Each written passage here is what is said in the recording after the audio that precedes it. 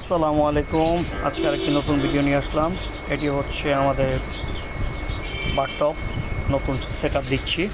3-4 দিন আগে আমরা বৃষ্টির পানি নিয়ে রেখেছিলাম বাথটবে। আজকে কিছু মলি, কিছু গাপ্পির পোনা এটার মধ্যে ছাড়বো। ইনশাল্লাহ আপনারা দেখতে পাবেন।